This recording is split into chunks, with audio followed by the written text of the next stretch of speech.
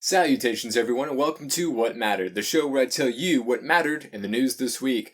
Alan Moore is retiring from comics, so the end is indeed nigh. But hey, if you don't have Overwatch, you can play it for free this weekend on Xbox One and PS4, so not everything's bad.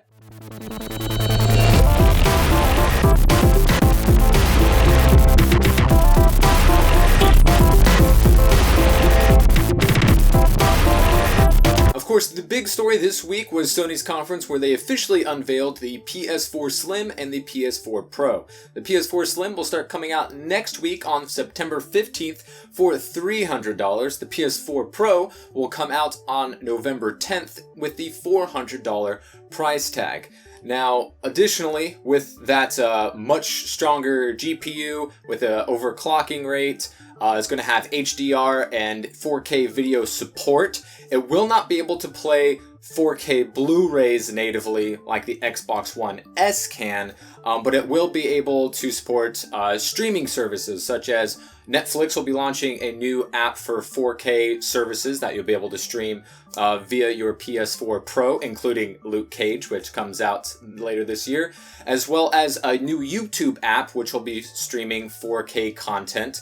So yeah, if you got a 4K TV and you're waiting for a way to live stream 4K content, the PS4 may be the way to go, but if you want to play those 4K Blu-rays, you're going to want to get the Xbox One S, or wait till that Scorpio comes out. Now with these new versions of consoles, Sony says that their competition is the PC market, not that fledgling little Xbox platform that nobody really knows about, except maybe they should consider Microsoft their competition because Xboxes have been outselling PS4s for at least the last month now, with the addition of the Xbox One S. And when you compare what the PS4 Pro and the Xbox One S can do, very similar, except the Xbox One S has different price models that are cheaper or the same as the PS4 Pro. The Xbox One S has, Ultra HD and 4K Blu-ray support, as well as, 4K streaming. They both are going to have terabyte hard drives, depending on the model that you get.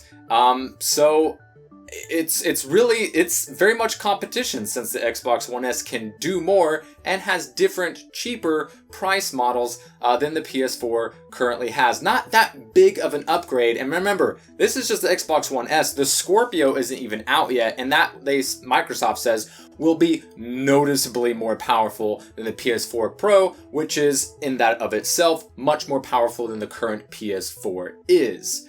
And with that, with a recent study, Xbox Live is a faster and more stable platform than the PlayStation Network is, which was once again shown this past week where the PSN went down once again. So maybe Sony should try to temper their expectations a little bit, because Microsoft is on the rise, and PS4's recent announcements have been a little lukewarm. One of the upcoming titles that will be getting HDR and 4K support on the PS4 Pro included Mass Effect Andromeda, which was actually shown off at Sony's conference in all of its 4K glory. Of course, you need a 4K player and display to truly appreciate how gorgeous this new game looks. And we also got to see, along with that, a little additional bit of footage, some information about our protagonist, which we already knew was named Ryder.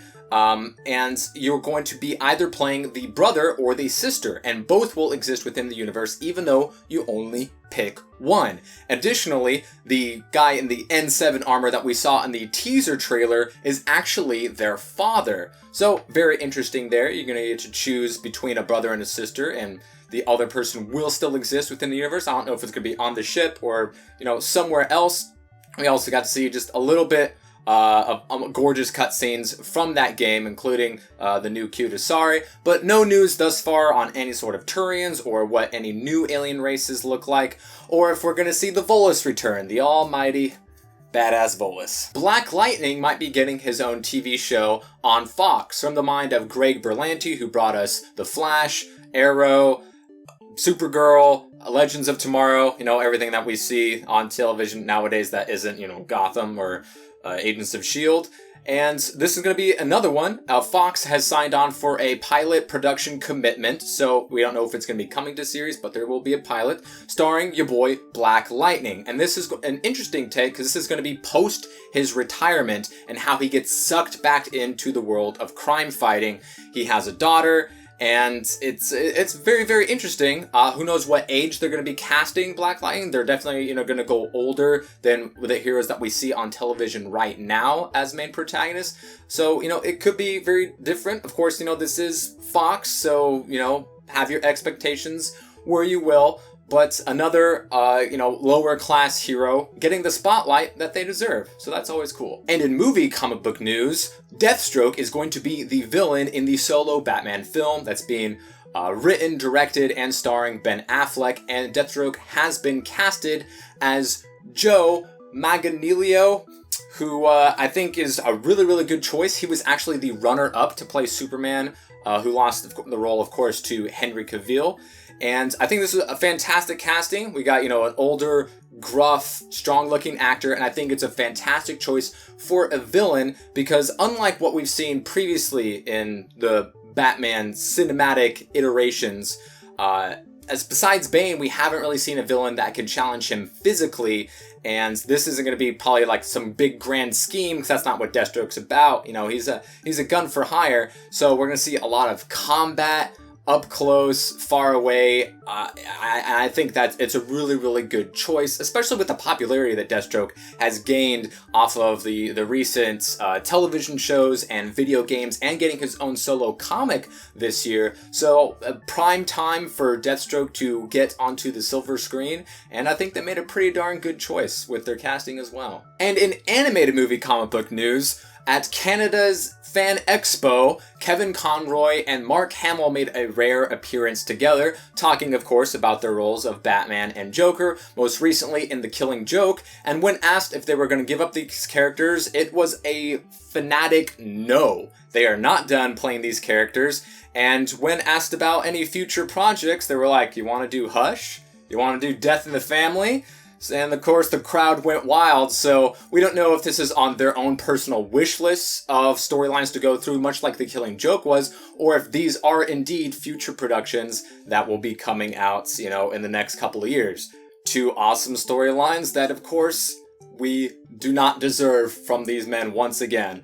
But hey, that'd be great. And in comic book news, sad news, Alan Moore says that he's pretty much done with comics. He's done all that he can. He doesn't want to just retread the same things over, and that for himself and for the fans, deserve better, so he's going to move on to other things like film. But this doesn't mean that he's done with comic books. This was announced during a presser for Jerusalem, his current graphic novel that'll be coming out very soon, which looks really good. And he still says he has about 250 pages of comics left to go, including the final volume of League of Extraordinary Gentlemen and Cinema Purgatorium. So we're still going to have a little bit of Alan Moore left, but he says that, he feels like he's done after that.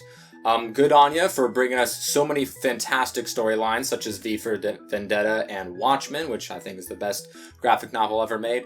And, but yeah, if he's gonna hang up the hat, I think he definitely has the right to do so, but we'll still have other things in store for us in the future from this fantastic, amazing mind. And finally, Pokemon Go Plus comes out next Friday. It'll be $35, this little peripheral that you can put on your wristband or put it on your lapel, whatever you want to do. It's this little Google Plus Pokeball thing, and we don't know exactly how it's going to work or interface, as its own little module, but we do know how it's going to interact with the Pokemon Go app. So you don't have to have your phone app running all the time, so it'll save your battery. You'll be able to get Pokestops on the thing, as well as capture Pokemon. Only Pokemon that you've already captured, so you won't be able to capture anything new, and you'll only be able to throw Pokeballs at them. So if you want to Raspberry them up, or use a Great or Ultra Ball, you're going to have to still use your phone app Pokemon Go to do that. So definitely a niche thing. You're not going to be able to do everything on this tiny little screen that we don't even know exactly what it looks like under there. But it sold out like a long time ago, like day 2 that Pokemon Go was out, these things sold out. So Still think they're going to do relatively well, but they're going to be very limited in what they can do. But Pokemon Go was recently announced that it's going to be on the Apple Watch, because people use that and buy those things, apparently. Any hooting the blowfish, that is what mattered this week. If you'd like to know what mattered in the future, you can hit the subscribe button. One of these videos comes out every single Saturday. Hope you all enjoyed. Comments are always appreciated down below, and I will see you next time.